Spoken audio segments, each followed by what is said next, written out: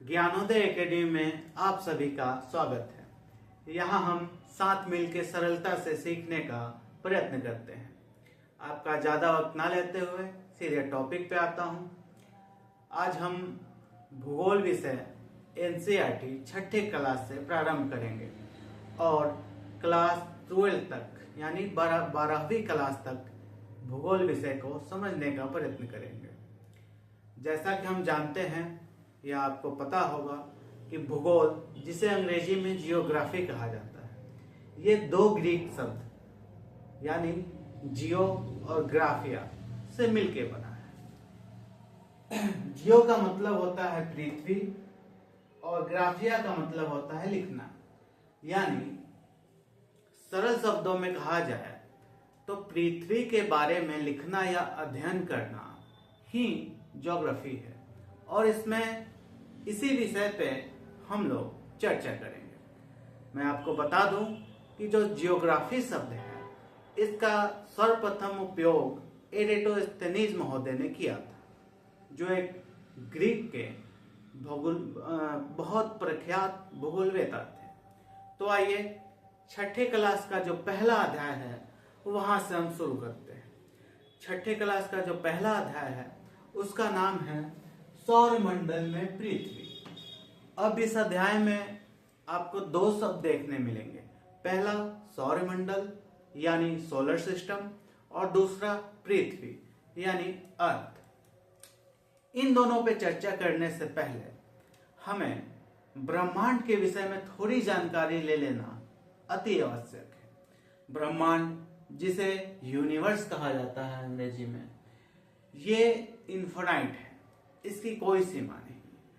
अभी तक हम ब्रह्मांड के विषय में काफी जानकारी एकत्र कर चुके हैं, लेकिन फिर भी लगता है कि ये जानकारियां बहुत कम है और ब्रह्मांड के विषय में और अधिक जानकारी और अधिक अध्ययन और अधिक शोध करना अति आवश्यक है। तो चलिए आते हैं कि ब्रह्मांड होता क्या है। तो ब्रह्मांड यानी यूनिवर्स आकाश गंगा का समूह होता है। मतलब आकाश गंगा के जो समूह हैं उनको ब्रह्मांड कहते हैं। अब आपके मन में ये सवाल उत्पन्न हो रहा होगा कि आखिर ये आकाश गंगा क्या है। तो आकाश गंगा करोड़ों तारों का समूह होता है, जिसमें बादल भी होते हैं, धूल भी होते हैं, गैस भी होते हैं इत्यादि। मैं डायग्राम की सहायता से आपको समझाने का प्रयत्न करता हूं। आप देख पा रहे होंगे इस डायग्राम में 3 पिक्चर दिए गए हैं, पिक्चर 1, पिक्चर 2 और पिक्चर 3। ये तीनों ही पिक्चर एक्चुअली आकाश गंगा है यानी मिल्की वे। मैं पिक्चर 1 को मैं बता दूं तो ये जो रेड डॉट आप देख पा रहे हैं ये सारे स्टार्स हैं, मतलब सारे तारे हैं, जिसमें जो बड़ा सा सर्कल है वो स्टार सन है। मतलब जो सन, सूर्य के विषय में हम जानते हैं, ये बड़ा सा जो सर्कल है ये सन है, ठीक है।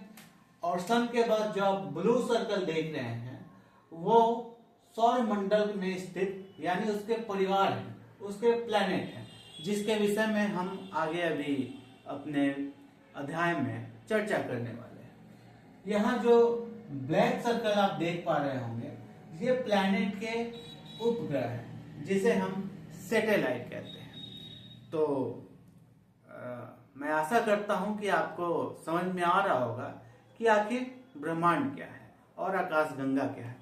सरल शब्दों में मैं बताऊं तो आकाशगंगा जो है वो करोड़ों तारों का समूह है और आकाशगंगा यानी करोड़ों आकाशगंगाओं के समूह को मिलाकर ब्रह्मांड बना है, यूनिवर्स बना है। ब्रह्मांड के विषय में हमने जानकारी एकत्रित की कि ब्रह्मांड किसे कहते हैं। तो आइए अब हम सौरमंडल यानी सोलर सिस्टम के बारे में कुछ जानकारियां प्राप्त करते हैं।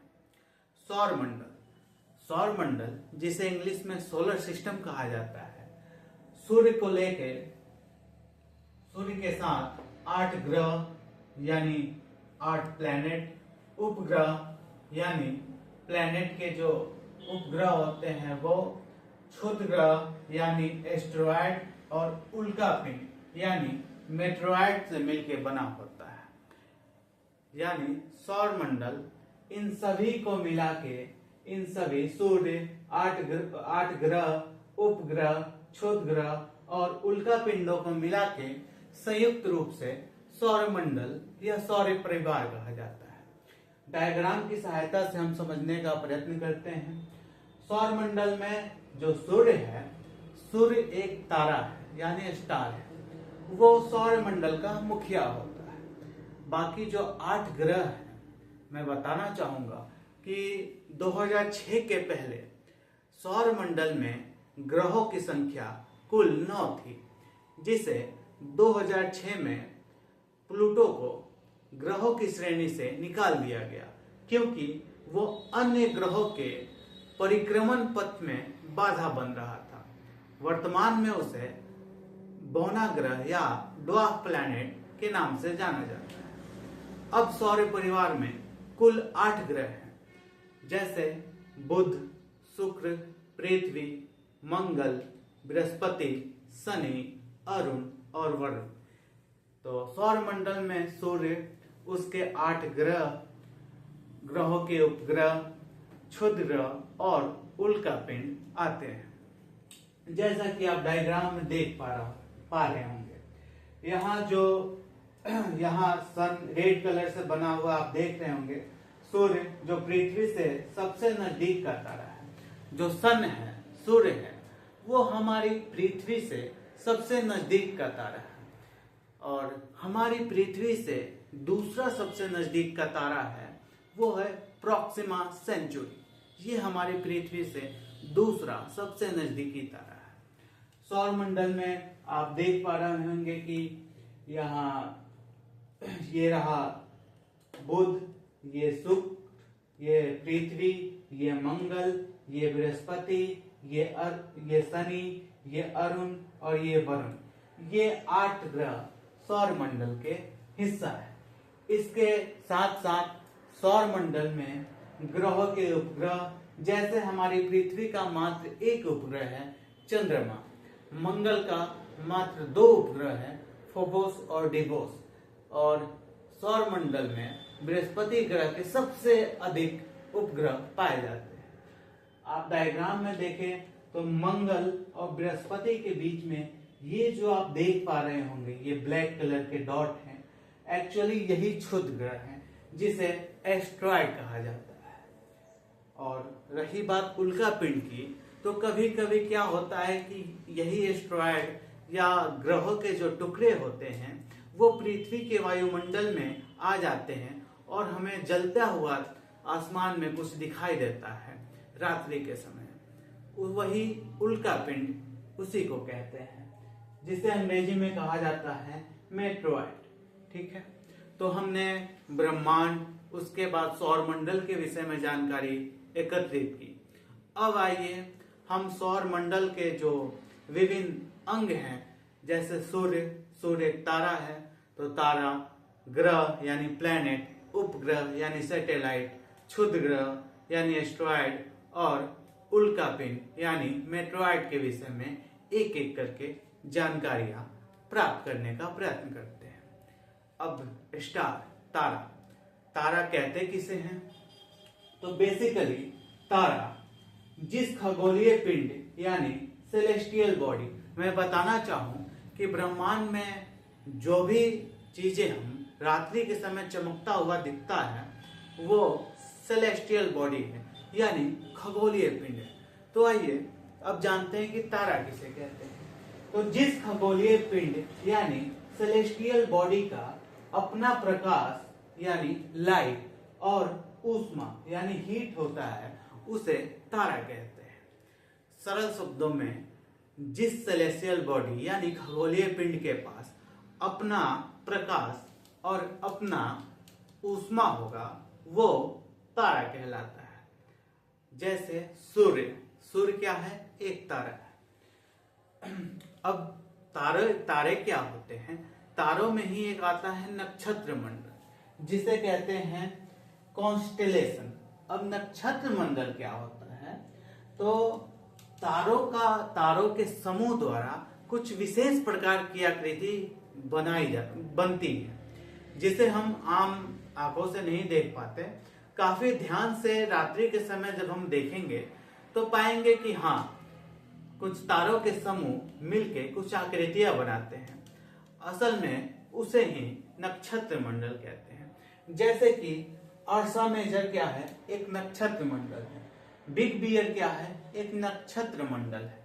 तो सरल शब्दों में कहा जाए तो तारों के समूह द्वारा विशेष प्रकार की कोई आकृति बनाई जाती है तो उस आकृति को ही नक्षत्र मंडल कहते हैं। अब बात तारों की हो रही है तो तारों की बात हो और ध्रुव तारे के बारे में अगर बात ना किया जाए तो ये सही नहीं होगा। प्राचीन काल में जब इतनी टेक्नोलॉजी विकसित नहीं हुई थी तब लोग ध्रुव तारे को देख के ही दिशा का पता लगाते थे, क्योंकि ध्रुव तारे को उत्तरी तारा भी कहा जाता है, क्योंकि ये हमेशा उत्तर दिशा में पाया जाता है। प्राचीन काल में लोग इसी तारे को देख के उत्तर दिशा का पता लगाते थे और इसके अनुमान से वो अपना रास्ता तय करते थे। तो तारों के बाद अब हम प्लैनेट पे आते हैं। अभी तक हमने ब्रह्मांड और सौरमंडल के विषय में जानकारी प्राप्त की। अब आइए हम सूर्य की ओर चलते हैं। जैसा कि आप देख पा रहे होंगे, सूर्य, जिसे इंग्लिश में सन कहा जाता है, यह सौरमंडल का मुखिया होता है। मतलब जो सूर्य है वो सौरमंडल का मुखिया है, हेड है, जो कि अत्यंत गर्म गैसों से बना होता है। इसका जो निर्माण है ये अत्यंत गर्म गैस से हुआ है। आमतौर पे सूर्य हीलियम और हाइड्रोजन का बना हुआ होता है। दूसरा बिंदु इसमें है कि इसके खिंचाव बल से सौरमंडल अपनी स्थिति में बना रहता है। अब सौर्य का जो खिंचाव बल यानी ग्रेविटेशनल फोर्स है, गुरुत्वाकर्षण बल है, उसके द्वारा ही सौरमंडल जो है अपने स्थान पर टिका हुआ होता है। मतलब सूर्य जो है 8 ग्रह, उपग्रह, क्षुद्र ग्रह और उल्का पिंड को बांध के रखता है। ठीक है, आइए अगले बिंदु पे। तो सूर्य सौरमंडल के लिए प्रकाश और ऊष्मा का एकमात्र स्रोत है। सूर्य जो है, सूर्य सौरमंडल का ऊष्मा और प्रकाश का एकमात्र स्रोत है। हमने पहले ही चर्चा किया था कि सूर्य एक तारा है और तारा उसे कहते हैं जिसके पास अपना प्रकाश और ऊष्मा हो। दूसरा, सौरमंडल में ग्रह आते हैं, उपग्रह आते हैं, क्षुद्र ग्रह आते हैं, इत्यादि आते हैं, जिनका ना तो अपना ऊष्मा होता है और ना ही प्रकाश होता है। ऐसे खगोलीय पिंडों को ग्रह कहा जाता है जिनका ना ही अपना ऊष्मा हो और ना ही प्रकाश हो। वो सूर्य से ही अपना ऊष्मा और प्रकाश की आवश्यकता का पूर्ति करते हैं। तो आइए अगले बिंदु पे आते हैं। इसके बाद चौथा बिंदु है कि सूर्य पृथ्वी का सबसे नजदीक का तारा है। यह पृथ्वी से लगभग 15 करोड़ किलोमीटर दूर है। सूर्य की किरणों को पृथ्वी तक आने में लगभग 8 मिनट का समय लगता है। अब सूर्य जो है वो हमारी पृथ्वी से सबसे नजदीक का तारा है। मैंने पहले ही बताया था कि पृथ्वी से सबसे नजदीक का तारा सूर्य है और पृथ्वी से दूसरा सबसे नजदीक का तारा प्रॉक्सिमा सेंचुरी है। और सूर्य की किरणों को पृथ्वी तक आने में लगभग 8 मिनट का वक्त लगता है। तो आप इसका स्क्रीनशॉट ले लीजिए, क्योंकि मैं इसे मिटा के एक और डायग्राम मुझे बनाना है।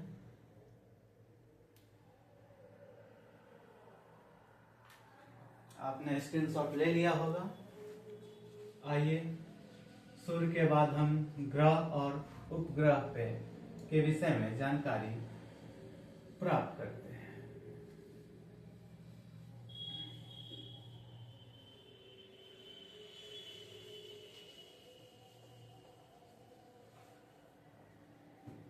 थोड़ा वक्त दीजिएगा, मुझे डायग्राम बनाना है। मैं जरा डायग्राम बना लूं।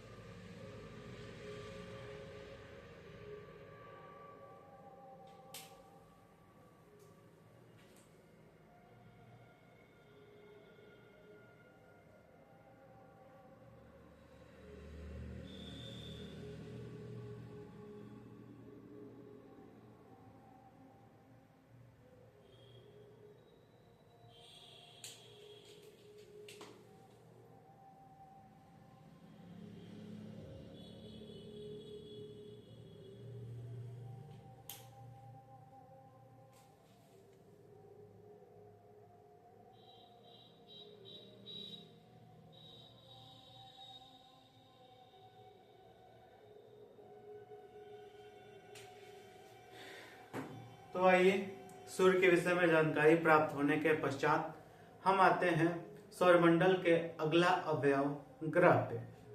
ग्रह जिसे इंग्लिश में प्लैनेट कहते हैं, इसकी उत्पत्ति ग्रीक शब्द के प्लेंटिया से हुई है और प्लेंटिया का अर्थ होता है चारों ओर घूमने वाला। प्लैनेट, प्लैनेट कहते किसे हैं? तो प्लैनेट के पास ना तो अपना प्रकाश होता है और ना ही ऊष्मा होता है।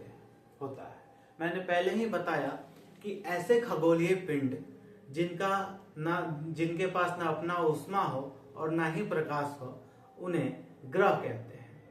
इसके अलावा ग्रह जो होते हैं तारों यानी स्टार्स का परिक्रमा करते हैं, मतलब उनके चारों ओर घूमते हैं। इसके पश्चात हम आते हैं उपग्रह पे। उपग्रह को इंग्लिश में सैटेलाइट कहा जाता है। इनकी मुख्य विशेषता क्या है? किस खगोलीय पिंड को हम ग्रह कहेंगे, उपग्रह कहेंगे, आई एम सॉरी।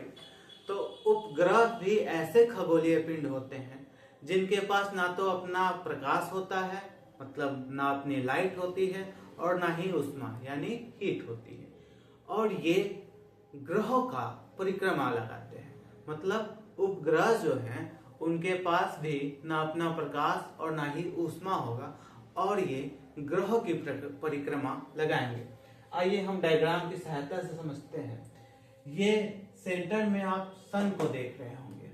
ये जो ब्लू कलर का सर्कल है ये ग्रह है, प्लैनेट है, और ये देखिए प्लैनेट जो है वो सूर्य का परिक्रमा लगाता है। ये उसका दीर्घ वृत्ताकार पथ है जिसपे ये सूर्य का परिक्रमा लगाता है।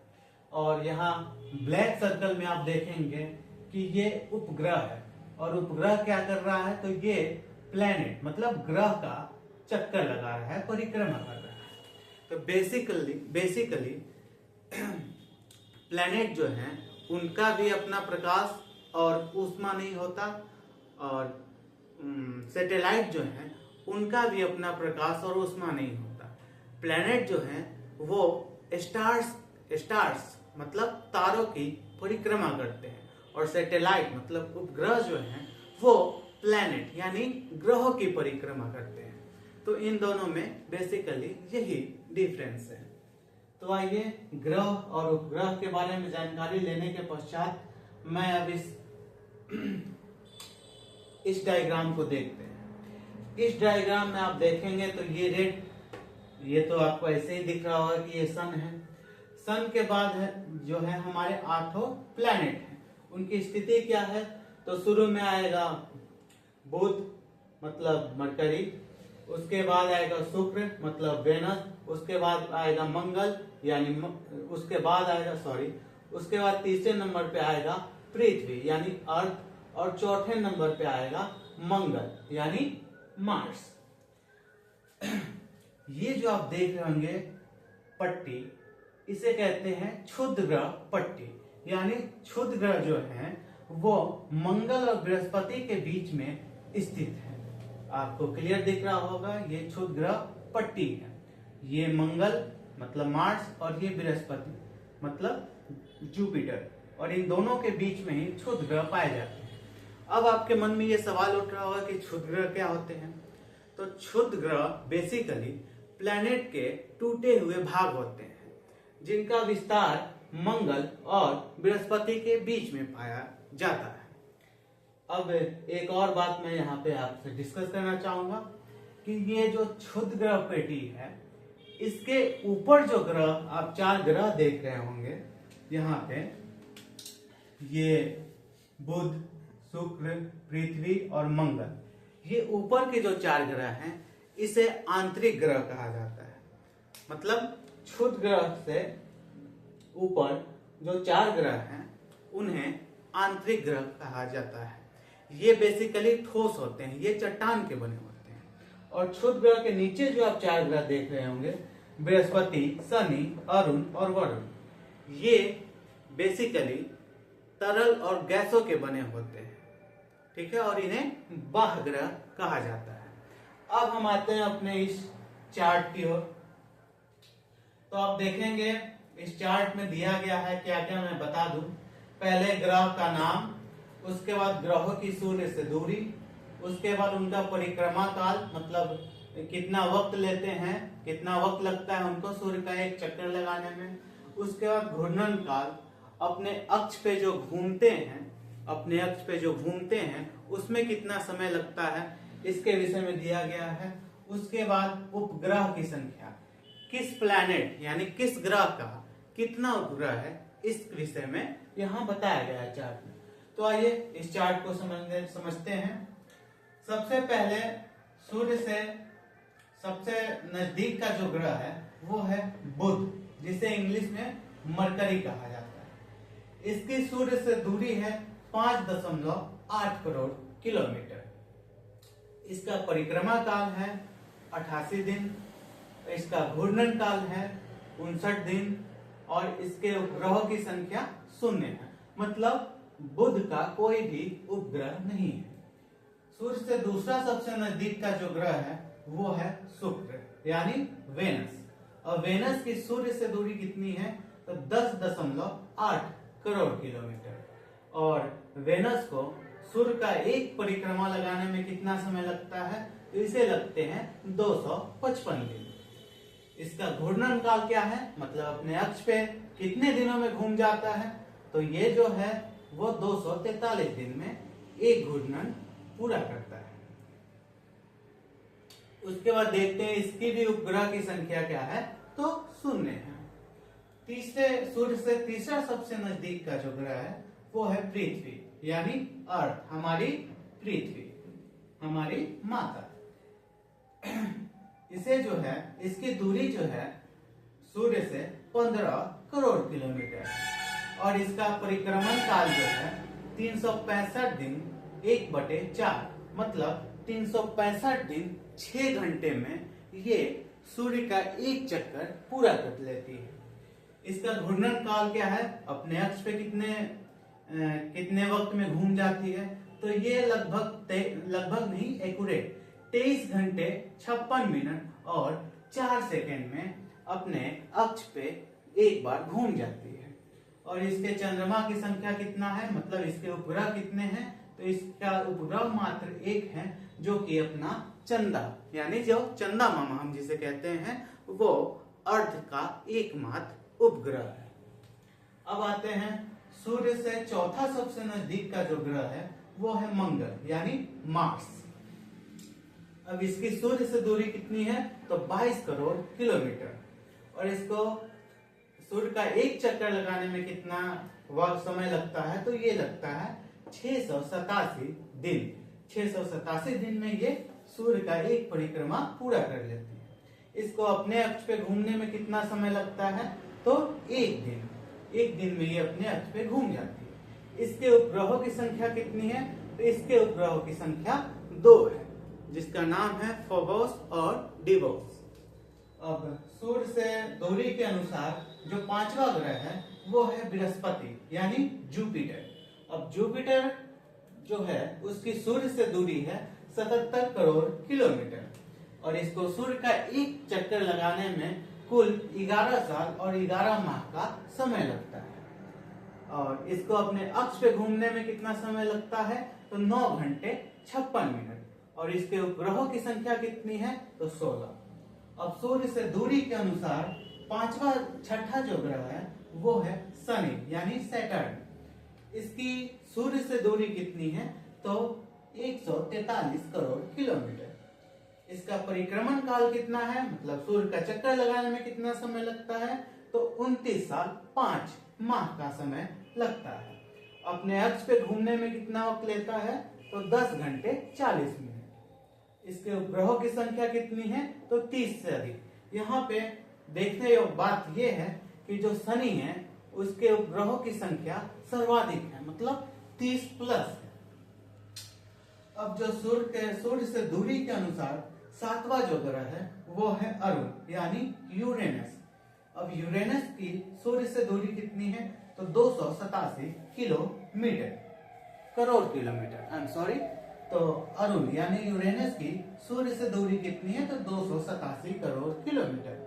इसका परिक्रमण काल कितना है, तो 84 साल और अपने अक्ष पे घूमने में कितना समय लेता है, तो 17 घंटा और 24 मिनट। इसके उपग्रहों की संख्या कितनी है? 17। अब आते हैं सूर्य से दूरी के अनुसार अंतिम ग्रह, जिसे हम वरुण कहते हैं और अंग्रेजी में इसे नेपच्यून कहा जाता है। इसकी सूर्य से दूरी कितनी है?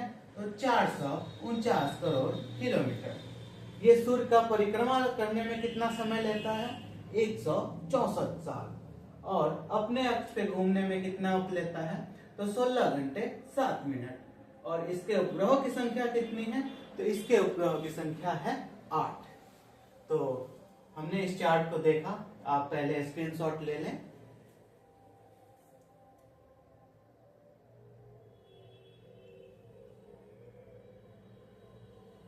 आशा करता हूं कि मैं जो आपको बताने का प्रयत्न कर रहा हूं आपको समझ आ रहा होगा।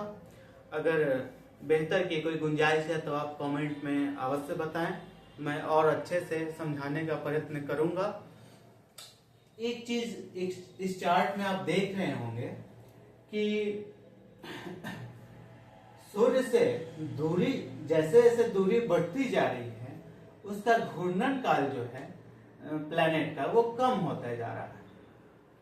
आप चार्ट के माध्यम से देख सकते हैं, जैसे 15 यहाँ 59 दिन, यहाँ 243 दिन, यहाँ 23 घंटे 56 मिनट 4 सेकेंड, लगभग 24 घंटे, एक दिन 9 घंटे। तो आप चार्ट के माध्यम से इसे समझ सकते हैं। एक और बात मैं बताना चाहूंगा कि पृथ्वी को सूर्य का परिक्रमा करने में 365 दिन और 6 घंटे का समय लगता है। यही 6 घंटे जो है बढ़ते हुए प्रत्येक 4 साल में एक दिन बढ़ोतरी कर देते हैं, जिसे हम लीप ईयर के नाम से जानते हैं। तो आशा करता हूं आपको ये सारी चीजें समझ में आ रही होंगी। तो अभी तक हमने ब्रह्मांड यानी यूनिवर्स, उसके बाद सौर मंडल यानी सोलर सिस्टम, उसके बाद ग्रह यानी प्लैनेट और तत्पश्चात उपग्रह यानी सैटेलाइट के विषय में जानकारी प्राप्त की। मैं सैटेलाइट के विषय में एक बात बताना भूल गया था कि सैटेलाइट यानी उपग्रह जो होते हैं वो 2 प्रकार के होते हैं। एक प्राकृतिक जैसे चांद, दूसरा मानव निर्मित उपग्रह भी होते हैं, जिन्हें हम मैन मेड या ह्यूमन मेड सैटेलाइट कहते हैं। आए दिन आप न्यूज़पेपर में देखते होंगे या फिर न्यूज में सुनते होंगे कि आज इसरो ने ये उपग्रह प्रक्षेपित किया, आज वो उपग्रह प्रक्षेपित किया। तो वो उपग्रह जो होते हैं वो मैन मेड होते हैं, यानी वो उपग्रह मनुष्यों द्वारा बनाए गए होते हैं, जो ग्रहों का चक्कर लगाते हैं और हमें जानकारियां या संचार में सुचारू होते हैं। तो आइए अब हम अपनी धरती माँ यानी पृथ्वी के विषय में कुछ जानने का प्रयत्न करते हैं। पृथ्वी, जिसे अर्थ कहा जाता है, यह भी एक प्लैनेट है जो सूर्य से दूरी के अनुसार तीसरे स्थान पे और आकार में यानी ग्रहों के आकार में यानी सौर मंडल में जो 8 ग्रह हैं उसमें आकार में 5वें नंबर पे आता है। एक विशेष बात पृथ्वी की ये है कि ये सूर्य का चक्कर जो है वो एंटी क्लॉकवाइज लगाता है, ठीक है, यानी पश्चिम से पूरब की ओर ये परिक्रमा करता है। तो आइए पृथ्वी के विषय में हम जानते हैं कि यह एकमात्र ग्रह है जिस पर जीवन मौजूद है। आप जानते होंगे कि पृथ्वी ही एकमात्र ऐसा ग्रह है जिस पे जीवन पाया जाता है, जिस पे पेड़ पौधे जीव जंतु पाए जाते हैं। इसके अलावा अभी तक ऐसा कोई भी ग्रह नहीं है जिस पे जीवन उपस्थित हो, इसीलिए पृथ्वी को एक अद्भुत ग्रह कहा जाता है। दूसरे पॉइंट में आते हैं कि सूर्य से दूरी के अनुसार यह तीसरा ग्रह है तथा आकार में 5वां ग्रह है। सूर्य से दूरी के अनुसार देखें तो पृथ्वी जो है वो तीसरे स्थान पे आता है, और वही ग्रहों के आकार में देखें तो इसका 5वां स्थान है। और मैं आपको बता दूं साथ साथ कि ग्रहों में सबसे बड़ा आकार जो है वो बृहस्पति का है, यानी जुपिटर का है। तीसरे पॉइंट में आते हैं तो पृथ्वी ध्रुवों के पास थोड़ी चपटी है, इसीलिए इसे इसके आकार को भूभाग कहते हैं। अब पृथ्वी जो है यानी अर्थ जो है हमारी, वो पूरा गोल ना होके ध्रुवों के पास यानी उत्तरी ध्रुव और दक्षिण ध्रुव के पास थोड़ी चपटी है, इसलिए इसके आकार को हम भूभाग कहते हैं। यानी पृथ्वी के आकार की अगर कोई भी वस्तु होगी तो उसके आकार को हम कहेंगे कि इसका आकार भूभाग है। तो आइए चौथे बिंदु पे आते हैं कि पृथ्वी के 71% भाग पर जल यानी वाटर है, इसीलिए इसे नीला ग्रह कहा जाता है। आप डायग्राम में देखें अगर यहाँ पे, तो आप पाएंगे कि ये एक अर्थ का डायग्राम है जिसके 71% भाग पे जो है जल है और मात्र 29% भाग पे ही स्थल पाया जाता है। इसीलिए जब हम पृथ्वी को दूर से देखते हैं तो ये हमें नीले कलर का दिखता है, और यही कारण है कि हम पृथ्वी को नीला ग्रह भी कहते हैं। 5वें पॉइंट पे आते हैं तो शुक्र ग्रह को पृथ्वी का जुड़वा ग्रह कहते हैं। अब जो शुक्र ग्रह है उसको हम पृथ्वी की जुड़वा बहन कहते हैं। तो आइए पृथ्वी के विषय में इतना ही। अब पृथ्वी का मात्र एक उपग्रह यानी सैटेलाइट है जो है मून यानी नेचुरल सैटेलाइट। तो हम अपने प्यारे मामा चंदा मामा के विषय में अब थोड़ी जानकारियां प्राप्त करते हैं। चांद यानी मून जो है वो पृथ्वी का मात्र एक उपग्रह है। पहले बिंदु में आप देखेंगे कि पृथ्वी का एकमात्र उपग्रह है जो है चांद। दूसरे बिंदु में हम देखते हैं कि इसका आकार पृथ्वी के आकार का 1/4 है, यानी जो चंद्रमा का आकार है वो अगर हम पृथ्वी को ले लें और पृथ्वी को 4 बराबर भाग में काट दें और उसमें से एक भाग ले लें, वो जितना बड़ा होगा चंद्रमा का आकार उतना ही बड़ा है।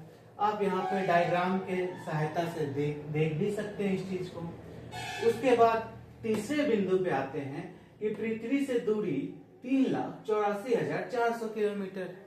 अब जो चंद्रमा की दूरी पृथ्वी से है वो है 3,84,400 किलोमीटर, और यही हमने देखा था कि पृथ्वी की सूर्य से दूरी कितनी थी, तो वो लगभग 15 करोड़ किलोमीटर थी। अब आइए हम चौथे बिंदु पे आते हैं कि पृथ्वी का एक चक्कर और अपने अक्ष पर एक चक्कर 27 दिनों में लगाता है। जो चंद्रमा है वो पृथ्वी का पूरा चक्कर यानी पृथ्वी का एक चक्कर लगाने में 27 दिन लेता है और अपने अक्ष पे भी घूमने में 27 दिन का समय लेता है। यही कारण है कि हम पृथ्वी से चंद्रमा के केवल एक ही भाग को देख सकते हैं, उसके अपोजिट भाग को हम कभी नहीं देख सकते। और चौथे बिंदु में हम आते हैं तो चंद्रमा पर ऊंचे ऊंचे पर्वत, मैदान और काफी गहरे गड्ढे मौजूद हैं। हम जब पृथ्वी से चांद को देखते हैं रात्रि के समय तो उस पे हमें कुछ धब्बे दिखाई देते हैं। बेसिकली आमतौर पे वो धब्बे क्या हैं, तो उन पर्वतों का छाया है यानी शैडो है जो हमें पृथ्वी से देखने पे दिखाई देता है। अब आते हैं पूर्णिमा और अमावस्या पे। आमतौर पे आप इस विषय में अपने घर पे सुने होंगे, आज पूर्णिमा है, आज अमावस्या है। तो आइए जानते हैं कि आखिर ये है क्या। पूर्णिमा बेसिकली वो है, पूर्णिमा को हम फुल मून भी कहते हैं। आपने गौर किया होगा कि रात्रि के समय कभी आप देखिएगा तो चांद जो है वो पूरा गोल दिखाई देता है, उसी को पूर्णिमा कहते हैं यानी फुल मून कहते हैं। उसके बाद चांद जो है आप देखेंगे कि धीरे धीरे एक ओर से थोड़ा थोड़ा कटते जाता है, मतलब चांद नहीं कट रहा, जो सन का लाइट चांद पे रिफ्लेक्ट हो रहा है वो उस भाग से थोड़ा थोड़ा कटते जाता है और ऐसा ही चलते रहता है। फिर एक समय आता है जब चांद पूरा कट जाता है और फिर उसके बाद बढ़ना शुरू होता है। जब वो बढ़ना शुरू होगा मतलब फिर से पूर्णिमा की ओर जाएगा, फुल मून की ओर जाने लगेगा, तो वो जब बढ़ना शुरू होगा उसी को अमावस्या कहते हैं। ठीक है, उसको नए चंद्रमा की रात कहते हैं, मतलब अब नया चंद्रमा बन रहा है, वो नया फुल मून बन रहा है। तो अपने चंदा मामा के विषय में एक और तथ्य, नील आर्मस्ट्रॉन्ग महोदय ऐसे शख्सियत हैं जिन्होंने चंद्रमा पे अपना पहला कदम रखा था। सरल शब्दों में कहूं तो नील आर्मस्ट्रॉन्ग पहले व्यक्ति थे जो 21 जुलाई 1969 यानी 21 जुलाई 1969 को चंद्रमा पे गए थे और ये यूएसए के रहने वाले थे। इसके बाद हम आते हैं तो हमारा इस सब्जेक्ट का सबसे आखिरी टॉपिक उल्का पिंड यानी मेट्रोइड। मेट्रोइड क्या होता है? तो मेट्रोइड भी आमतौर पे ग्रहों के टूटे हुए टुकड़े होते हैं जो ग्रहों से टूट गए हैं और सौरमंडल में सूर्य का चक्कर लगा रहे हैं। ये अव्यवस्थित रूप से सौरमंडल में फैले हुए हैं। कभी कभी क्या होता है कि ये जो उल्का पिंड है यानी मेट्रोइड हैं, वो पृथ्वी के वायुमंडल यानी एटमॉस्फेयर में आ जाते हैं और पृथ्वी के एटमॉस्फेयर के घर्षण के कारण वो जलने लगते हैं। रात्रि के समय आपने ये अनुभव किया होगा या अनुभूति हुई होगी, आपने देखा होगा कि ऐसा लगता है कि कुछ स्पीड से गया और जलते हुए गया। एक्चुअली वो क्या है? तो वो यही उल्का पिंड है। अब कभी कभी उल्का पिंड बड़े आकार के भी होते हैं जो पृथ्वी के वायुमंडल में पूरी तरह नहीं जल पाते हैं, तो उनका क्या होगा? तो वो पृथ्वी की सतह पे आके गिर जाते हैं और गड्ढा बनाते हैं। आप न्यूज पे सुने भी होंगे कि ये उल्का पिंड पृथ्वी से टकराने वाला है, वो उल्का पिंड पृथ्वी से टकराने वाला है। तो बेसिकली उल्का पिंड यही होते हैं। अब एक और नोट में आप जरूर नोट कर लें, स्पीड ऑफ लाइट कि लाइट की गति क्या होती है। लाइट जो है, प्रकाश जो है, वो कितनी तेज गति से ट्रेवल करता है। अगर आपको पता हो तो कमेंट में आप भी बताइए, मैं वैसे आपको बता दूंगा अगले वीडियो में। आपके लिए ये सवाल कि लाइट का स्पीड क्या होता है, कमेंट करके जरूर बताएं मेरे सवाल का जवाब। चलिए, आपसे बहुत जल्द मिलते हैं अगले छठे क्लास के भूगोल विषय के एनसीईआरटी के दूसरे अध्याय में। ठीक है, तो बहुत जल्द आपसे मिलते हैं दूसरे अध्याय में, जिसका नाम है ग्लोब, अक्षांश और देशांतर। तो आपसे मिलता हूं बहुत जल्द। राधे राधे।